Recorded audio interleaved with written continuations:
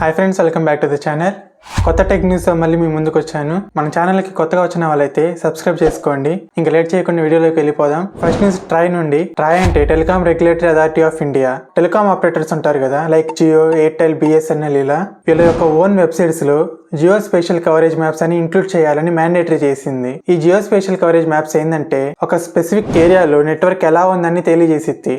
Like ఇప్పుడు ఒక ఏరియాలో నెట్ బాగా లో ఉందా, స్టేబుల్గా ఉందా, ఎక్కువగా ఉందా అని చూపించిద్ది. ఎందుకంటే కొన్ని ఏరియాస్లో ఎయిర్టెల్ బాగుంటే జియో నెట్వర్క్ అనేది స్లోగా ఉంటుంది. సో ఇలా ఏరియా వైజ్గా కనెక్షన్ అనేది మారుతూ ఉంటుంది. సో ఈ జియో స్పెషల్ కవరేజ్ మ్యాప్స్ వల్ల మనం మాక్సిమం ఉండే ఏరియాలో ఎక్కువ స్టేబుల్గా ఉన్న ఏ నెట్వర్క్ అయితే ఉందో అది మనం సెలెక్ట్ చేసుకొని యూస్ చేసుకోవచ్చు. దీనివల్ల మన డైలీ యూసేజ్కి ప్రాబ్లం ఏమి ఉండదు. వీళ్ళ వెబ్సైట్స్లో ఏమేమి ఇంక్లూడ్ చేయాలని కూడా చెప్పారు.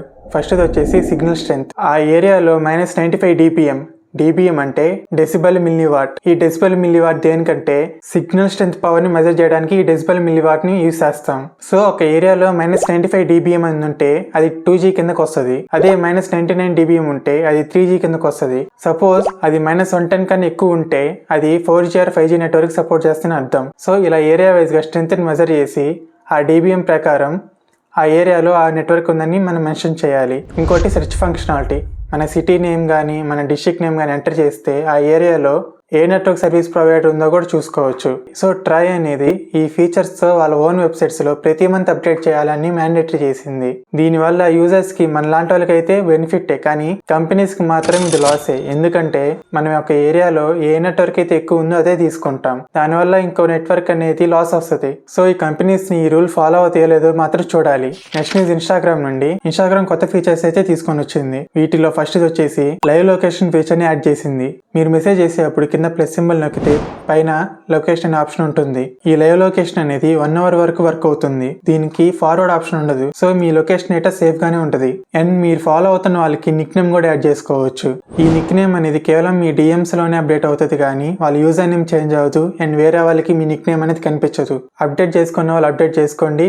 కానీ ఈ సేమ్ ఫీచర్స్ అన్ని మనం వాట్సాప్ లో చూసేసాం. ఇన్స్టా, వాట్సాప్ ఇవన్నీ మెటా కిందకు వస్తాయి కాబట్టి ఈ ఫీచర్స్ అన్ని కామన్ గానే ఉంటాయి. నెక్స్ట్ మీ సామ్సంగ్ నుండి. సామ్సంగ్ గెలాక్సీ S25 సిరీస్ అనేది BIS సర్టిఫికేషన్ లో కనిపించింది. ఈ సర్టిఫికేషన్ లో S25, S25 Plus and S25 Ultra ఈ మోడల్స్ అని కనిపించాయని చెప్తున్నారు. ఇవి మాక్సిమం జనవరి 2024 ఎండింగ్ కల్లా ఈ లాంచ్ అవుతాయి ఇండియాలో.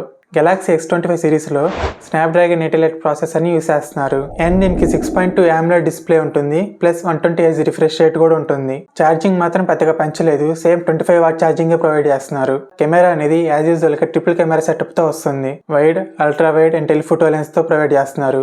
బేస్ వేరియంట్ కి ర్యామ్ 12GB పెట్టారు ఈసారి. S25 Ultra కి ప్రీమియం స్పెసిఫికేషన్స్ ఉన్నాయని చెప్తున్నారు, కానీ కంప్లీట్ డీటెయిల్స్ ఇంకా అఫీషియల్ గా రాలేదు. నెక్స్ట్ న్యూస్ షామీ నుండి. షామీ అనేది 7000 mAh బ్యాటరీ మీద వర్క్ చేస్తుంది. ఈ phone maximum Snapdragon 8S Elite లేదా స్నాప్డ్రాగన్ 8 Gen 4 తో రాబోతుంది. షామీ నుంచి K80 సిరీస్ లో already 6000 mAh battery plus 120 what super fast charging ఉంది. అలాగే రియల్మీ Neo 7 లో కూడా 7000 mAh బ్యాటరీ మీద వర్క్ చేస్తున్నారు. ఈ మొబైల్స్ లో సిలికాన్ బేస్డ్ బ్యాటరీస్ ని యూస్ చేస్తున్నారు. ఈ సిలికాన్ బేస్డ్ బ్యాటరీస్ వల్ల యూజ్ ఏంటంటే ఎక్కువ పవర్ ని సేవ్ చేస్తాయి. అండ్ దీనివల్ల బ్యాటరీ సైజ్ ని పెంచాల్సిన అవసరం కూడా ఉండదు. బ్యాటరీ సైజ్ అనేది తక్కువగా ఉంటుంది కాబట్టి ఇన్ హ్యాండ్ ఫీల్ అనేది బాగుంటుంది. నెక్స్ట్ నుంచి నాసా నుండి. నాసా గేజ్ శాటిలైట్ రిపోర్ట్స్ ప్రకారం గ్లోబల్ ఫ్రెష్ వాటర్ లెవెల్స్ అనేవి 2014 నుంచి తగ్గుతానే వస్తున్నాయని చెప్తున్నారు. 2015 నుండి 2023 మధ్యలో 12,000 క్యూబిక్ కిలోమీటర్స్ వాటర్ లెవెల్స్ అనేవి తగ్గాయి. ఈ చేంజెస్ అనేవి మేజర్ గా బ్రెజిల్, ఆస్ట్రేలియా, యూరోప్ అండ్ ఆఫ్రికాలో కనిపించాయి. టెంపరేచర్ అనేది పెరగడం వల్ల ఈ చేంజెస్ అనేవి వస్తున్నాయని చెప్తున్నారు. కొన్ని టికెట్స్ తర్వాత మన ఫ్యూచర్ జనరేషన్ అంతా కలికి సినిమాలు చూపించినట్టే ఉంటుంది. నెక్స్ట్ న్యూస్ యాపిల్ నుండి. ఏప్రిల్ నుండి అక్టోబర్ దాకా యాపిల్ ప్రొడక్షన్ అనేది ఇండియాలో $10 బిలియన్ వాల్యూని చేరుకుంది.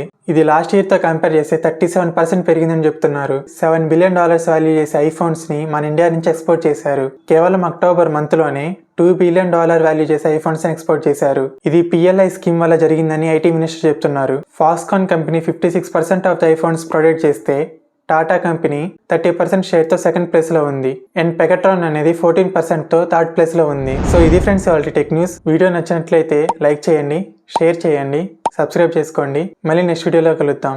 Until then bye by.